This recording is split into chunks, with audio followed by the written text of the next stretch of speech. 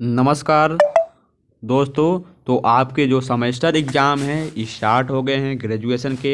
जनवरी में आपके semester exam start होने की संभावना यानी कि 8 से लेकर यानी कि 10 जनवरी के बीच में आपका एग्ज़ाम यानी कि स्टार्ट हो जाएगा। तो कन्फर्म है शायद 8 जनवरी से ही आपका एग्ज़ाम स्टार्ट होगा, जो कि आपका एग्ज़ाम स्टार्ट होगा यदि 8 जनवरी से जनवरी में स्टार्ट होता है तो आपका जो एग्ज़ाम है वो फरवरी के लास्ट वीक तक जाएगा, यानी कि फरवरी के लास्ट तक आपका एग्ज़ाम हिच तान के जाएगा। ठीक है, तो आपको इस वीडियो में बीए, बीएससी, बीकॉम सेमेस्टर 5 यानी पी 2020 के तहत आपको हिंदी लिटरेचर का सेकेंड पेपर का महत्वपूर्ण वीडियो देखने को इस वीडियो में मिलेगा। यानी कि हिंदी का राष्ट्रीय काव्य पेपर सेकेंड है, हिंदी लिटरेचर का महत्वपूर्ण इंपॉर्टेंट क्वेश्चन होगा। आपको एग्ज़ाम में जो क्वेश्चन आएंगे इसी तरह से क्वेश्चन आएंगे, ज़रूरी नहीं है कि जो हम बता रहे हैं यही क्वेश्चन आए। यानी कि आप इस टाइप से इस इम्पॉर्टेंट यानी कि जो क्वेश्चन है जिस चैप्टर का होगा उस चैप्टर से रिलेटेड आप और भी क्वेश्चन तैयार कर सकते हैं। जो आपका पेपर है 3 खंडों में बटा होगा, यानी कि ए बी सी यानी कि अ ब स।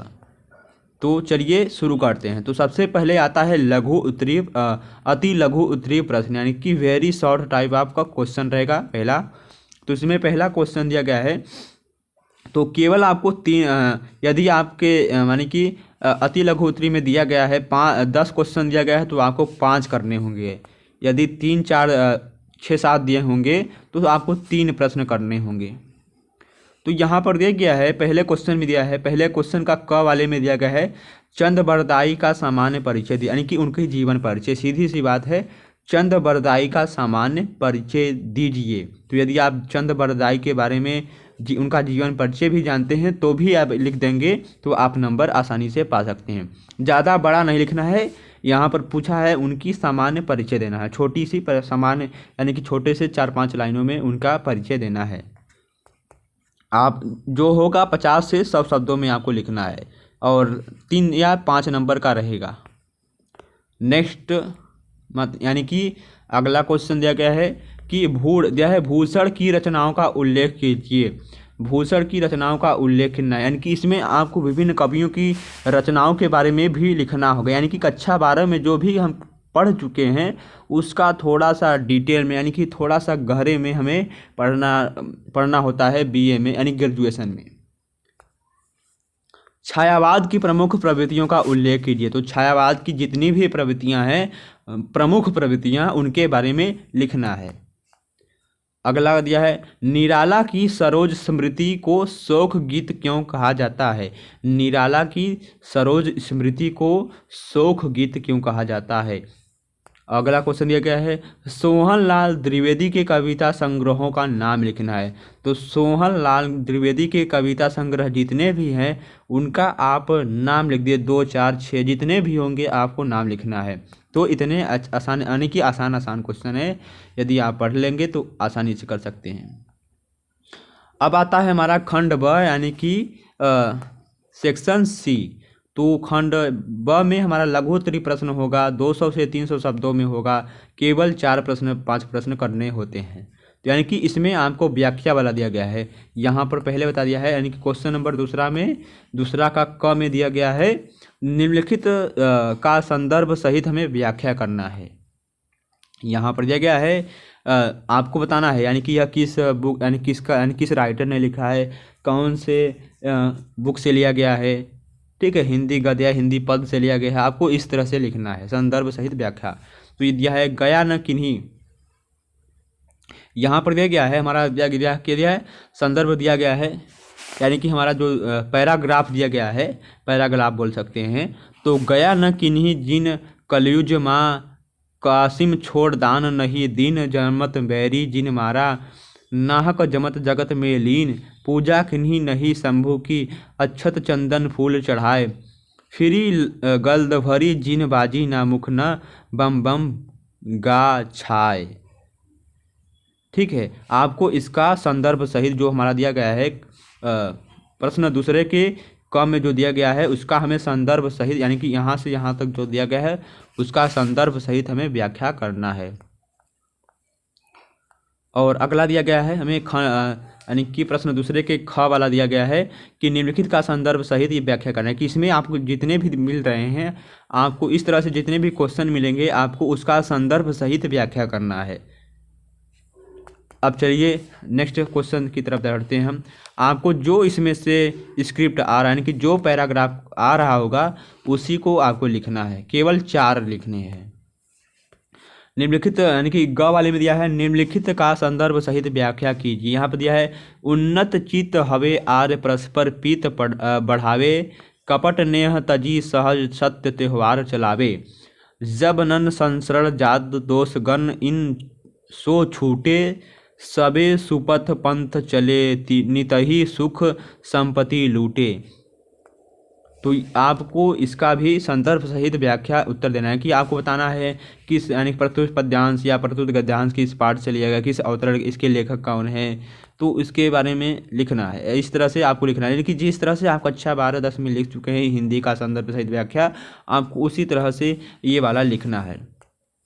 फिर भी नहीं समझ में आ रहा होगा तो एक बार अपने यानी कि फॉरवर्ड बैक कर लीजिएगा, यानी कि अपने दिमाग को फॉरवर्ड बैक कर लीजिएगा थोड़ा सा, कि आपने कक्षा 12-10 में किस तरह से लिखा है। यहाँ पर घ वाले में भी दिया गया है कि निम्नलिखित का संदर्भ सहित व्याख्या कीजिए। तो एक बार चलिए हम पढ़ लेते हैं। जो कभी अपने समय को यों बिताते हैं नहीं, काम करने की जगह बातें बनाते हैं नहीं, आजकल करते हुए जो दिन गवाते हैं नहीं, यत्न करने की कभी जो जो चुराते हैं नहीं।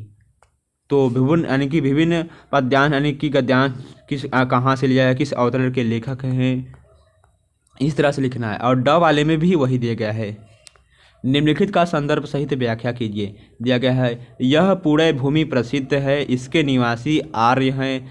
तो यहाँ पर देखिए आपको यहाँ पर इसको पहचानने में कोई भी दिक्कत नहीं होगी। यहाँ पर आर्य दिया गया है, तो आर्य वाला चैप्टर आपके जहाँ भी होंगे तो यह आर्य वाले चैप्टर से लिया गया है।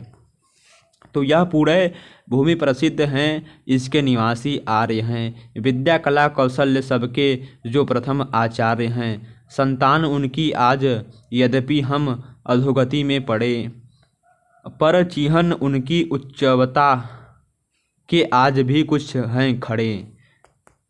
तो नेक्स्ट क्या दिया गया है हमारा क्वेश्चन नंबर 6 में दिया गया है अरुण यह मधुमय देश हमारा, जहाँ पहुँच अनजान क्षितिज को मिलता एक सहारा, सरस तामरस गर्भ विभा पर नाच रही तरु शिखा मनोहर, छिटका जीवन हरियाली पर मंगक कुमकुम सारा, छिटका जीवन हरियाली पर मंगक कुमकुम सारा। तो इस तरह से इसका आपको संस्कृत में नहीं हिंदी में यानी कि संदर्भ सहित व्याख्या करना है। संदर्भ लिखना है और इसका व्याख्या करना है, यानी कि यह जो स्क्रिप्ट दिया गया है यह क्या कह रहा है, यानी कि किस कौन से चैप्टर से लिया गया है, आपको इसका हिंदी में अनुवाद करना है थोड़ा। चलिए अब खंड स वाले क्वेश्चन में आते हैं। यहाँ पर एक और क्वेश्चन दिया गया है, आपको जो भी पैराग्राफ आ रहा है उसको आप करिएगा ज़रूर। तो दिया गया है, चलिए इसको भी पढ़ लेते हैं। तो दिया है 6 वाले में दिया गया है बाधाएं आती हैं आए, घिरे प्रलय की घोर घटाएं, पाँवों के नीचे अंगारे, सिर पर बरसे यदि ज्वालाएं, निज हाथों में हंसते हंसते आग लगाकर जलना होगा। अब हमारा आ गया दीर्घ उत्तरीय प्रश्न। केवल 2 प्रश्न करने होंगे जो कि 15 अंकों का होगा, जो को आपको 500 शब्दों में यानी कि उत्तर की जो सीमा होगी 500 शब्दों से होगी, यानी कि 500 शब्दों तक आप अधिकतम लिख सकते हैं। तो पहला क्वेश्चन दिया गया है इसमें क्वेश्चन नंबर 3 के क में दिया गया है पृथ्वी राजरासों की दिया है पृथ्वी राजरासों की परमाणविकता पर अपने यह समीक्षात्मक विचार को स्पष्ट करना है। पृथ्वी राजरासों की जो परमाणविकता है उन पर हमें अपने शब्दों में समीक्षात्मक विचार करना है, अपने शब्दों में लिखना है। अगला दिया है भूषण वीर रस के अप्रतिम कवि हैं। क्या है, भूषण जो हैं वो वीर रस के अप्रतिम कवि हैं। सादोहरण समीक्षा कीजिए, यानी कि आपको सादोहरण सहित समीक्षा करना है, यानी कि अच्छी तरह से अपने लैंग्वेज में समीक्षा करना है, एक सामान्य के साथ, यानी कि सम्मान देते हुए उनका कवि भूषण वीर रस यानी कि कवि भूषण का हमें वीर रस के अंतिम अप्रतिम कवि हैं, उनका सादोरहण समीक्षा कीजिए। और आगे दिया गया है मैथिली शरण गुप्त सामान्यवादी युग प्रतिनिधि कवि थे। क्या थे?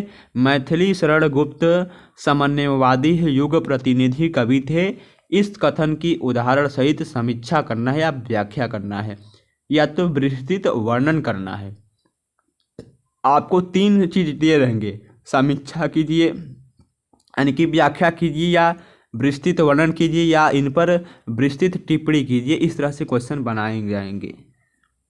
और दिया गया है दिनकर जी यानी कि दिनकर जी मुख्यतः ओज और पौरूप के कवि हैं। क्या दिया है? दिनकर जी मुख्यतः ओज और पौरूप के कवि हैं।